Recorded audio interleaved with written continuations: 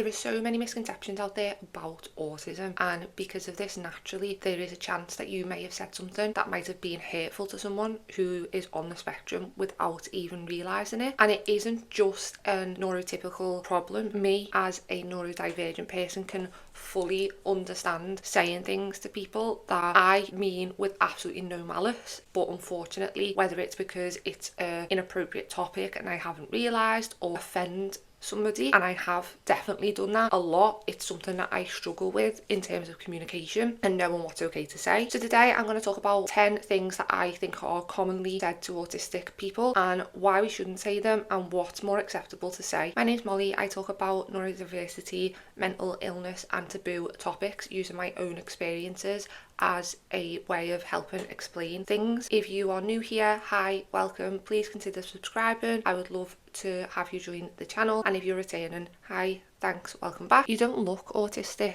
If you're an autistic person, you probably have heard this one before, if not to you, then to someone else. Unfortunately, there is still a misunderstanding or a bias towards what people believe autism looks like. And a lot of that is down to how it's being portrayed in the media, whether it's through film or through documentaries that are supposed to show all sides of autism, but only seem to manage to show one side. And as much as it might not seem like the most serious thing to say to somebody, and almost people think that they are saying it as a compliment, it's actually really disheartening because it almost infantilizes that person because they, in the person's eyes, look normal enough or don't look autistic enough to be autistic. It can also make that person's struggles lesser by that person because they can't see the disability, they can't see their struggles, therefore they must not exist. And that's what a lot of the time does happen. If you can't tell that someone's autistic, then they must not be struggling, is a big belief amongst neurotypical people, unfortunately. And it also indicates that those who do look autistic look a certain way or act a certain way. And I understand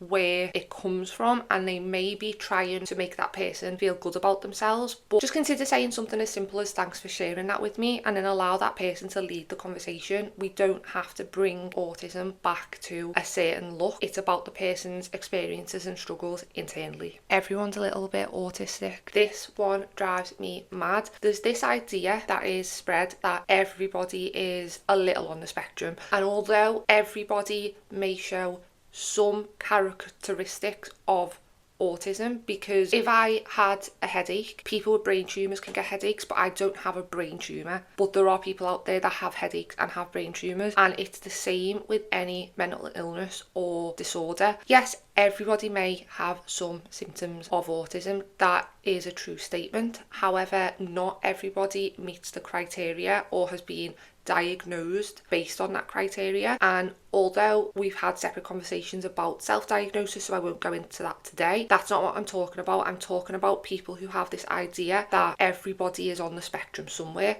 autism being that spectrum. It is true that within the autistic community, if you have a diagnosis of autism, that can look completely different from one end of the scale to another. That is why there's a scale, but not everybody's on it in the world. And the reason that I get so frustrated about this particular one is because it almost implies or minimises autism at its core. Sometimes people are trying to say it from a place of being nice or to make you feel better, but that indicates that there is shame to be held with having autism in the first place. But it also makes people less perceptive to understanding the needs of others and the level of care or help or support that individual might need at any one time. You must be really good at maths or computers. This comes alongside the Rain Man comments about Einstein, comments about Sheldon Cooper. Unfortunately for me, not everybody with autism is born with super genius smarts, and I, for one, am dyslexic. I am absolutely terrible at numbers and I can't do mental maths. Physically can't do it. I am just one person and there are so many. It's actually more rare for someone to be born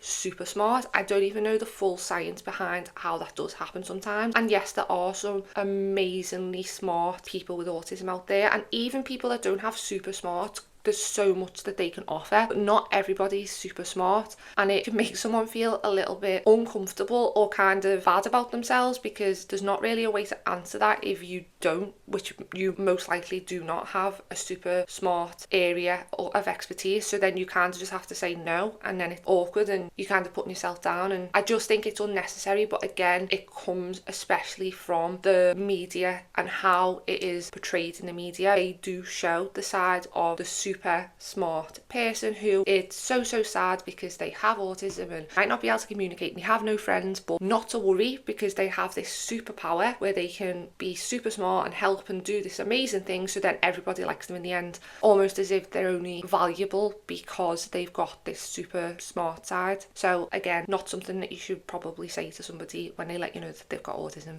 You're just shy. Can autistic people be shy? Yes, definitely. I know that I was seen as extremely shy as a child.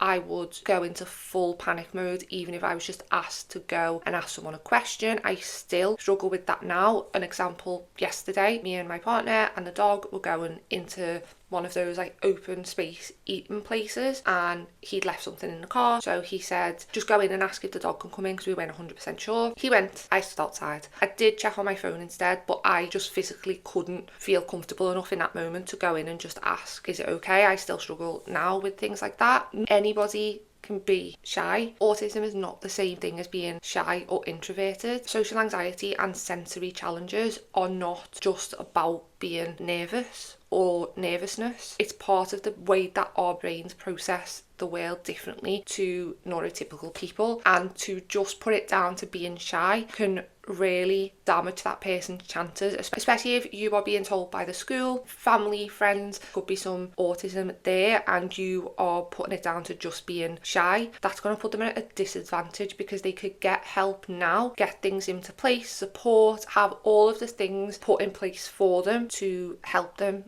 to do the best that they possibly can in the world. But if you delay that or don't provide that because you are just assuming it's just shyness, you're not really setting that person up for success. And on the other hand, if this is an adult or a person who has a diagnosis and you are just letting them know you're just shy, but it's just demeaning and it's diminishing their actual diagnosis that they have and the struggles that they have every day. Struggle to say this one. Did you get vaccinated?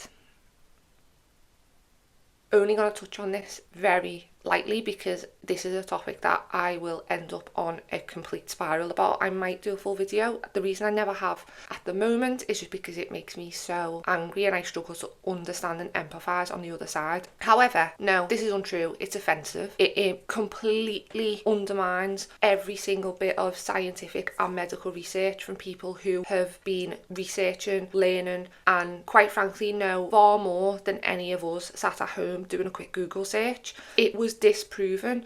Even the person who made the original paper regarding this and where it all stemmed from and began had since come out explaining how the findings were in fact not reflective of the actual truth, and it was being misinterpreted anyway. And further investigation upon further investigation has found that there is no link. It is not something that should be eradicated. People with autism are not people that should be eradicated, despite what we're seeing currently in the world. Unfortunately, it is not a disease. It is not something to cure. It is just the way somebody is born. Their brain works differently to yours, and you might not understand them or you might not be able to empathise with them because some people out there can't, but it is absolutely nothing to do with vaccinations, and it is just a tactic to scaremonger. I shouldn't even really need to talk about it anyway because it is common sense, but there was even vets that had to come out recently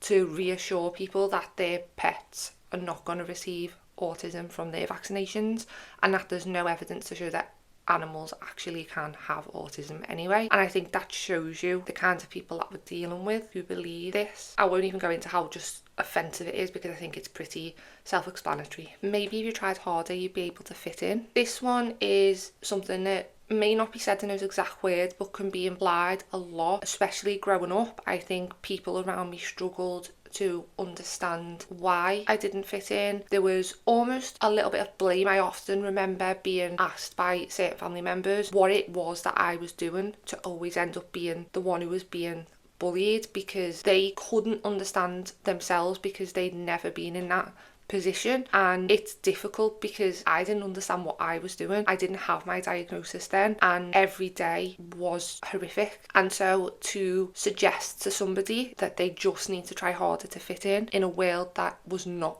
built to fit them into, it really ignores the emotional toll on that person. And the majority of autistic people, if they're honest, spend every single waking day trying to fit in, so it's redundant anyway. Are you sure that you're autistic? Because obviously the person who has no medical training is more informed to diagnose you, or to think that the diagnosis that you've received from a medically trained professional may be untrue. This happens a lot more, I think, when people are diagnosed later on in life, especially people who have been masking for such a long time. So maybe they've been having mental health problems, but the diagnosis of autism has come later because it's been missed. I have done previous videos about how and why autistic diagnoses are missed or misdiagnosed, especially in women, so I won't go too much into that. You can go and watch those videos if you would like to. But it tends to happen because the person has grown up, say, with somebody and knows them as the way they are. They might even just think that they are just a bit odd or just a bit quirky. There's never been a label on them, and sometimes people are scared to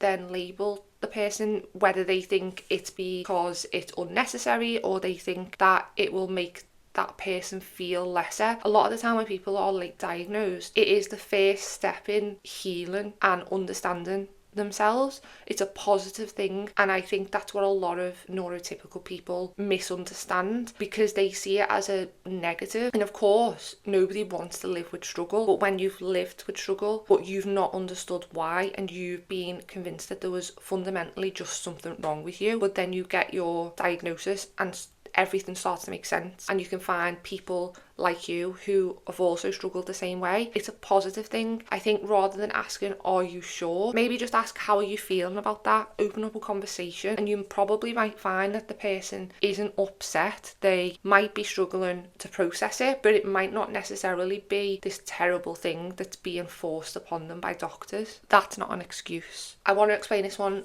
because I always say that mental illness is a reason but not an excuse for someone's behaviour. So I am not talking in the sense of somebody mistreating someone or doing something horrible to somebody and then blaming autism. This is when somebody sets boundaries for themselves. Maybe it's in the amount they're able to communicate, maybe it's not wanting to go to a particular event. There's so many different ways that people can set boundaries, and it may be because they are learning what they need, what support they need, what adjustments they need. And sometimes this can upset people, it can offend people, and they can often lash out or feel that adjustment or the boundaries are not necessary or stupid, or take it personally, when actually the person's just trying to let you know what they are capable of at that time. Maybe they are not able to go out on a date that they originally thought they would be able to because they are completely burnt out, or they know that if they go they will be burnt out, or they know they'll be overwhelmed, or they can't show up for you in the way that you want them to, because they may go but then be accused of being boring or miserable, and then it ruins that person's time anyway. So I think when people advocate for themselves, often some people see that as using their autism as an excuse, but it's actually them advocating. And maybe instead of accusing them of using it as an excuse, maybe they can ask, is there anything that I could do in this moment that would help you continue to go on this night out or continue to do this? Is there anything that I need to be aware of that could help you? And if you don't want to do that, absolutely fine, but accept that that person's shared their boundaries with you. Don't reduce their boundaries to an excuse because it's inconvenienced or upset you. You seem normal to me. Again, we've touched on this quite a lot, but this one is quite simple. Normal, what is normal anyway? But obviously it has an underlying indication that if you look autistic, you are not normal, or if you have what that person perceives as severe autism, you are not normal. Nobody is normal anyway, but it's again something that is often seen as a positive or a compliment, which is actually quite the opposite. I blame social media. So many people at the moment are obsessed with the idea that people with autism are being diagnosed at a higher rate because of social media. The reason that more people are diagnosed with autism is because there is more research, more understanding of autism, and also it's more accepted now. There used to just be this idea that some people were odd. People would say things, offensive things like they're just a little bit slow, or that's Jed, he's just a bit weird, and that was accepted as the norm. But you can all probably think of at least one person who, if you actually think about it and look at their behaviour, if they'd have been born today in this time, they may have been diagnosed themselves. There's also the aspect of how people used to look at autism and the criteria changes within autism. So there are so many different reasons, and I agree, yes, social media may have increased the amount of people wanting to be assessed, because it, through all its faults, is a way to share and get information out there. And there may be people who thought that there was something wrong with them and has always struggled but couldn't really understand that it was autism or that they may have autism. But regardless of whether you decided to get diagnosed or get an assessment because of social media, you still have to be assessed. The people who are assessing autism are a lot smarter than you think. Regardless if somebody tries to get an assessment based just off social media and they don't believe that they are autistic, they just want to be diagnosed, because there may be very, very, very small amount of people who would be willing to go through the weight the assessment pay in many countries and places, go through all of that to get a diagnosis of something that they know they don't have. You still have to go through the assessment, and the assessment is grueling. And they don't just speak to you and look at you now and the symptoms that you're saying that you're having. It involves a lot. They have to speak to a lot of different people from different stages of your life. And then there's also assessments built by people who, funnily enough, know what they're doing because it is their profession and they have trained. So it's not something that you can just fake and get a diagnosis. So I think this idea of it's a hysteria is unfortunate, because we are at an age where, yes, autism is becoming more accepted, but it's also receiving a lot of backlash, and it's the tides are tilting at the moment, and it's a scary time. The internet's done amazing things for marginalised people, but it definitely has also done some damaging things, and it's about trying to balance that. But telling someone that they may only be diagnosed because of social media, when you actually break that down, makes absolutely no sense. And maybe instead of asking or making statements like that, you can be open-minded and try to learn instead of just assuming something based off one thing that you know about that individual. If you've ever had any of these said to you, let me know. Or if you've got any others, please leave them in the comments down below. Like and subscribe, it really does help the channel. If you've got any video suggestions, leave them in the comments down below. I try to answer as many comments as I possibly can. That is everything for now. I hope you enjoyed, and I will see you in the next one.